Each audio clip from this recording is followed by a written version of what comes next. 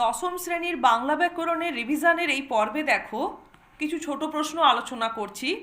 একের দাগে প্রলয় নাচন নাচলে যখন, এখানে রেখাঙ্কিত পদটি কিসের উদাহরণ? না, এটি সমধাতুজ কর্মের দৃষ্টান্ত। দুইয়ের দাগে দুঃখতে ভয় কি, রেখাঙ্কিত বা নিম্নরেখ পদটি কোন কারক? না, এটা দুঃখ থেকে ভয়ের কথা বলা হচ্ছে, অর্থাৎ এটি অপাদান কারক এবং তে বিভক্তি প্রযুক্ত হয়েছে। তিনের দাগে দেখো, কে বধিল কবে প্রিয়ানুজে, প্রিয়ানুজ এই পদটির ব্যাসবাক্য সহ সমাস নির্ণয় করতে বলা হয়েছে। প্রিয় যে অনুজ হচ্ছে ব্যাসবাক্য এবং এটি সাধারণ কর্মধারয়ের সমাস। চারের দাগে দেখো, আমি বাজারে গিয়ে আম ও পেয়ারা কিনলাম, এটি গঠনগত দিক থেকে কি ধরনের বাক্য?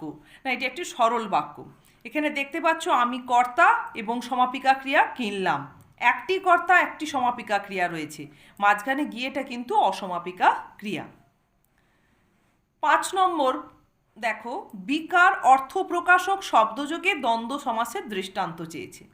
ঠাকুর ও ঠুকুর, ঠাকুর ঠুকুর, কাঁদা ও কাটা, কাঁদা কাটা।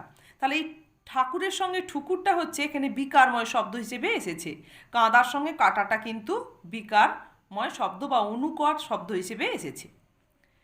আচ্ছা, তারপরে দেখো 6এর দাগে, উনি অল্প কথায় ছেলেদের জামা বদলের গল্পটা বললেন, এই বাক্যটিকে জটিল বাক্যে রূপান্তরিত করতে হবে। উনি অল্প কথায় যা বললেন তা ছেলেদের জামা বদলের গল্প, এভাবে করলেই হবে। 7এর দাগে দেখো, মা শিশুকে চাঁদ দেখাচ্ছেন, এখানে রেখাঙ্কিত পদটি কি কারক?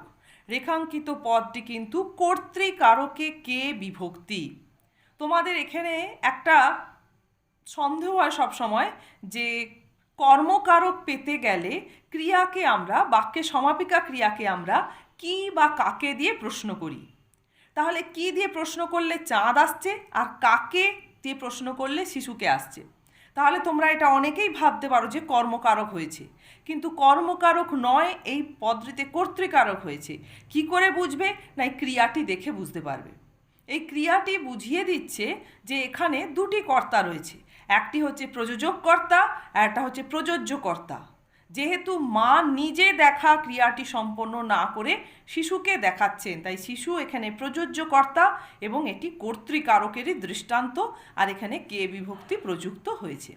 তাহলে তোমাদের যখনই কোনো বাক্যে কি বা কাকে দিয়ে কর্মকারক বাচক পদ তোমরা মনে করছো আছে রেখাঙ্কিত পদটিতে, সেখানে তোমরা আগে ভালো করে একটু দেখে নেবে যে বাক্যের সমাপিকা ক্রিয়াটি কি রয়েছে।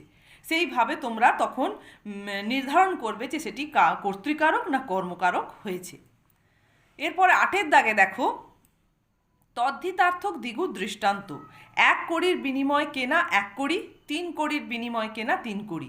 সাধারণত এখানে সংখ্যাবাচক বিশেষণ ব্যাসবাক্যের শুরুতে থাকলেও সমস্ত পদে গিয়ে সমাহার বা সমষ্টি না বুঝিয়ে এখানে ব্যক্তি বিশেষের নাম সাধারণত তুলে ধরা হয়।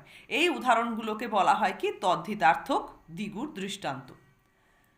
আচ্ছা, শেষ প্রশ্ন দেখো 9এর দাগে, অনটন শব্দের বা পদের ব্যাসবাক্য সহ সমাস নির্ণয় করতে বলা হয়েছে। 9 অটন, অটন শব্দের অর্থ হচ্ছে গমন, মানে অনটন শব্দের মূলত অর্থ হচ্ছে অভাব। আর 9 অটন বা যেখানে মানে সচ্ছলতা নেই, সেই অর্থেই এখানে অটন শব্দটা প্রয়োগ করা হয়েছে। এটা হচ্ছে না তৎপুরুষ সমাসের দৃষ্টান্ত। তাহলে এই 9টি প্রশ্ন আজকে যে আলোচনা করলাম, দেখো বিভিন্ন ধরনের প্রশ্ন, মানে একই প্রশ্ন তোমরা হয়তো তৈরি করছো, সেটাকে ঘুরিয়ে ফিরিয়ে বিভিন্নভাবে পরীক্ষায় আসতে পারে। তাই এভাবে তোমরা যদি অনুশীলন করতে থাকো তাহলে কিন্তু পরীক্ষায় তোমাদের অনেক প্রশ্ন দেখবে লেগে গেছে। এইভাবে প্র্যাকটিস করলে কিন্তু তোমরা অনেক প্রশ্ন কমন পেয়ে যাবে।